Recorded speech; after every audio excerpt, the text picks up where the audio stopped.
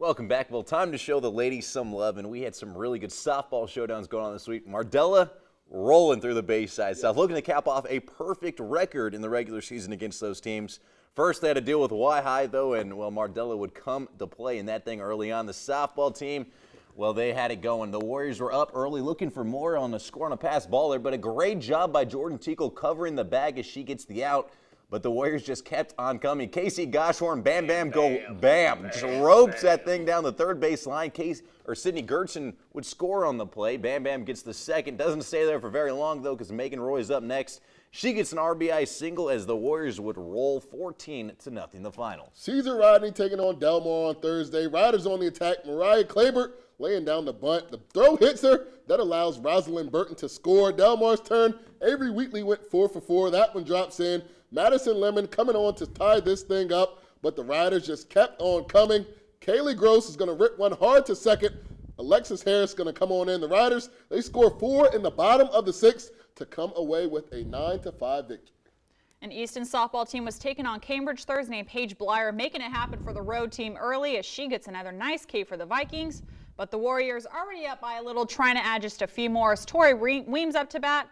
Drills this one to deep center field. Cassidy Willis and Ty Johnson both score to give the Warriors some extra padding.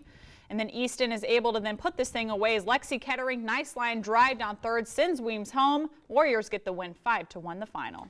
And we had a big-time showdown in Berlin. Stephen Decatur taking on Worcester Prep, and the Mallards down but not out. Carly Southcombe goes around the back of the goal. Nice finish right there. The Seahawks turn at the other end. Claire Porter finds the cutting Logan Figgs, and she's able to finish top shelf. A few minutes after that, Decatur right back at it. This time, Lexi Van Kirk finds Porter, but she takes a shot, and Sophia Broderick is there to come up with the save between the pipes for the Mallards. The Seahawks, though, they're pretty good. They're just going to keep on coming. Victoria Kirkovich races past her defender, shoots and scores right there. Then they go ahead and put this thing away on the breakaway. Christina Romano finds Maggie Bunting, and she goes ahead and does the rest as the Seahawks going to win 14-7 the final. Indian Rivers girls team at home taking on Dover in some lacrosse.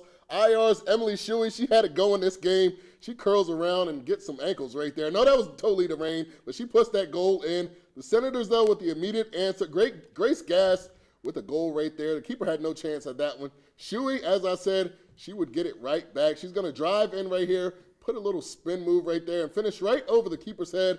But Dover, they were not backing down in this game on the road. Mira Prisco getting a free position shot to go right there. Indians would be looking to respond, and they would actually move this ball around a little bit and get a decent look, but Catherine Schopp there to turn them away. Senators win a close one on the road in a monsoon, 8-7 the final. And Caesar Rodney looking for a win as they take on Sussex Academy. Nice ball movement leads to a good look for the Riders, but Casey Smith turns that thing away with a nice save. And the Riders right back at it a few minutes later as Delaney Steele finds Courtney Olson. She's going to go ahead and put this thing away. Seahawks with the quick answer, though, as Claire Loftus fires it down low on the free position shot. She's able to score, but this thing was going to be all Riders. Brianna Williams to Steele to Olson. Olson gets the score. She had 10 on the night. Not one. Then the Riders just go ahead and put this thing away. Steele with the check to knock the ball loose. Olson scoops it up, finishes up top for yet another goal. And Riders take it 20-2 the final. That's not bad. How about Capes girls? They were in action as well, taking on Tower Hill. The Vikings making some moves there early on. Evelyn Shoup finds Caitlin Claby, and she's going to do the rest.